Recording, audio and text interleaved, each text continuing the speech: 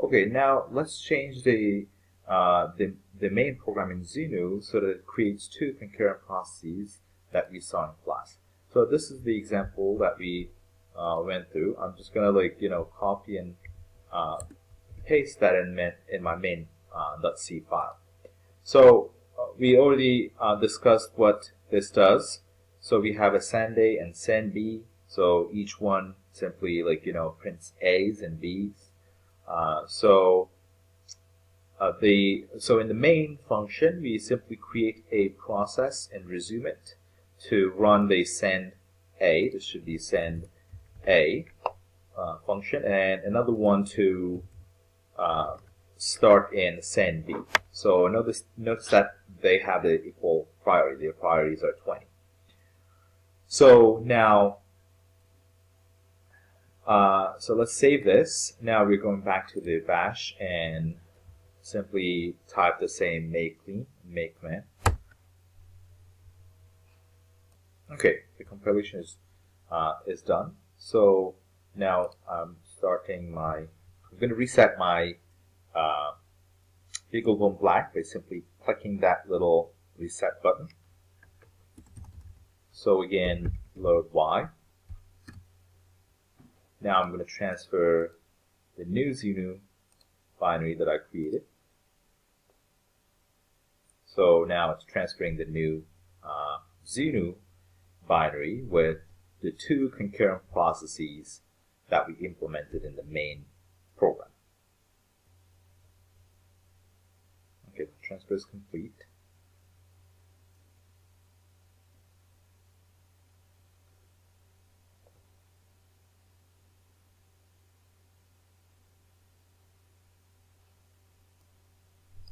Okay, so now the transfer has been completed. So we just say M again to run the new version of Xenu on our BeagleBone. So what we expect is just some random A's and B's. So this is what the concurrent processes are doing. The two processes that we created are simply printing A's and B's. Okay, there we go. So notice that we have some random A's and B's starting up here. So again, one thing we should notice is so when the processes started, we noticed that we have some A's because that is the first one that we created. That is the first process that we created.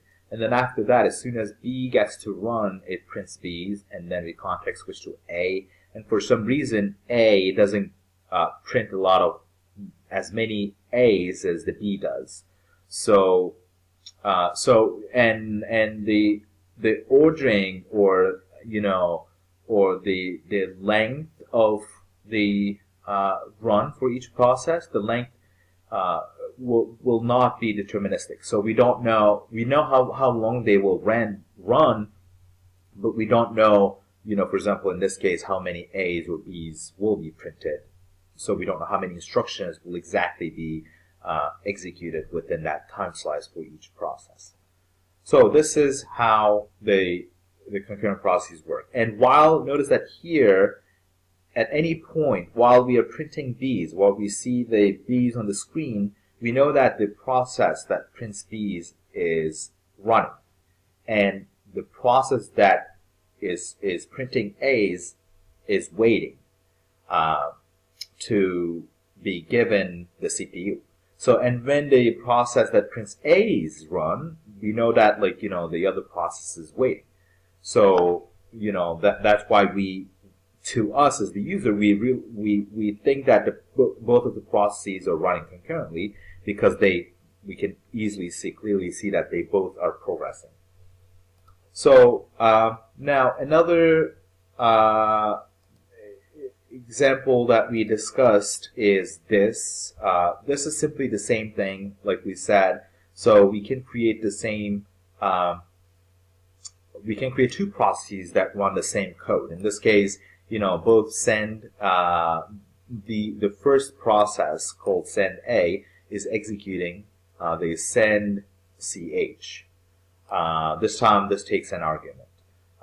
So the process starts in this function, and this process, the second process that we start, also starts in the same function. But like we said, they have their own private copy of the local variable. So the value of this ch argument will be different depending on which process is running. So when we run this, we will see the same result. So what I want to do is I want to change this to 40. So now what this means is that the send A has a higher priority than send B.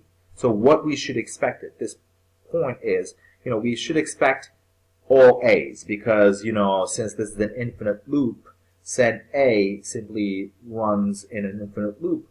Send B should never get to run. Okay, so now I just save that. I'm going to go ahead and compile again and see if that is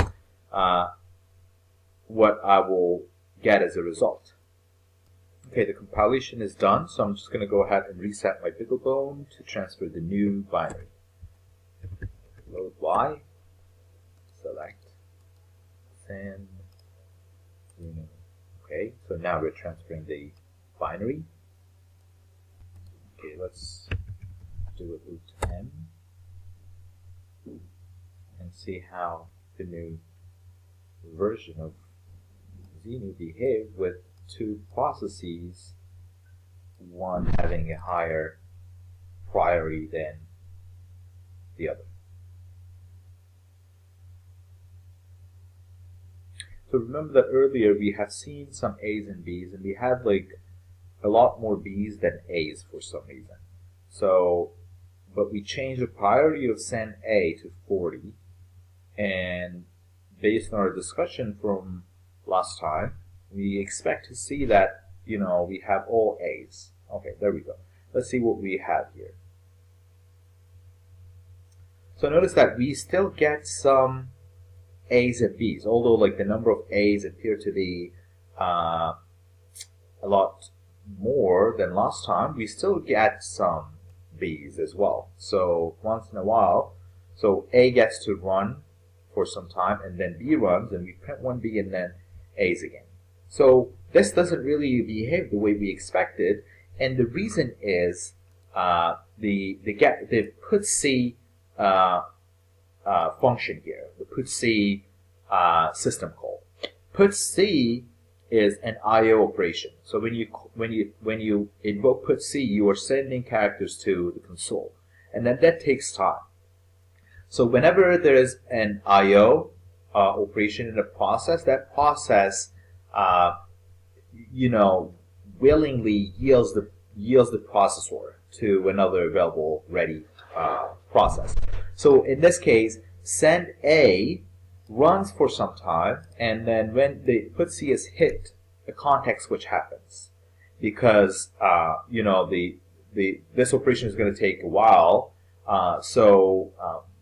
Instead of waiting busily while the transfer of that character to the console is completed, the operating system context switch to send B and runs send B.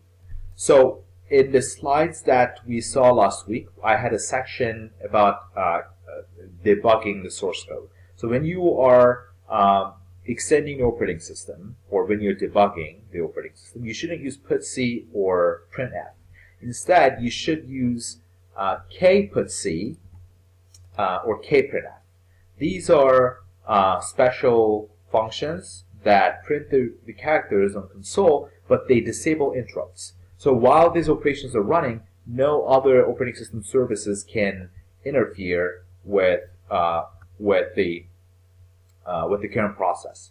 So essentially, what I'm trying to say is that when you use kputC, you can consider this as not being an I/O. So and in your lab assignments, when you want to create a process, a CPU-bound process, but you want to somehow know that that CPU-bound process is running by printing out like some messages on the screen, you shouldn't use printf or putC, because that will make that process essentially an I/O CPU mixed process. Okay, So, but instead you should use K put C to give the actual impression of a CPU bound process. So in this case, I just changed those to K put C. I'm going to do the same thing, compile and run, and show that now we have only A's on screen because we have a higher priority process always, a CPU bound process that prints only A's, and context switch doesn't happen to process SendB. I just compiled the source code with the changes that I just explained, the K put C. Now I'm going to transfer that to the BeagleBone. I reset it again and load Y.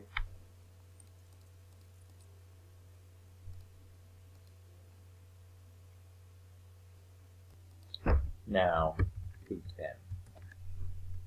So now the current version of the main program creates two CPU bound processes. They don't do any I/O because of the K put C, and one of them has a higher priority than the other one. So and again, we expect to see that the higher priority process keeps using the CPU, and the SendB, the lower priority process, simply starts.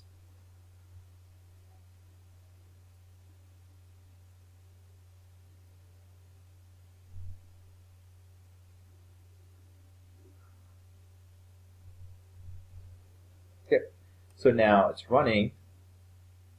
This is this part is from the last time.